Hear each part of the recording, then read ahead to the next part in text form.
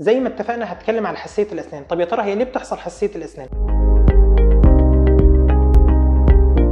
حساسيه الاسنان بتحصل باسباب معينه، ممكن انت بمعجون حساسيه الاسنان تحسن الوضع فيها، وفي اسباب ثانيه لازم طبيب الاسنان يتدخل فيها، زي لو انت مثلا عندك ضرس مكسور او تسوس عميق تحس فيه مع السخن والساقع بالم، وقتها اي معجون حساسيه مش هيفيدك. طب ايه الحاجات الثانيه اللي ممكن معجون الحساسيه يفيدني؟ زي لو في شخص عنده انحسار او تراجع في اللثه، بيكون في عنده جزء من جدر السن مكشوف، وقتها بيكون حساس جدا للسخن والساقع. ضيف على كده لو حد عنده تآكل في طبقه المينا، يا اما بسبب ان هو بيجز على اسنانه وهو نايم، او بسبب ان هو بيتناول الحمضيات بصوره كبيره سواء مأكولات او مشروبات، كل ده بيعمل تآكل في طبقه المينا وبيسبب حساسيه بصوره كبيره. برضه لو انت عملت جلسه تنظيف قريبه عن طبيب الاسنان او عملت جلسه تبييض، كل دي حاجات بيفيد جدا معاها معجون حساسيه الاسنان.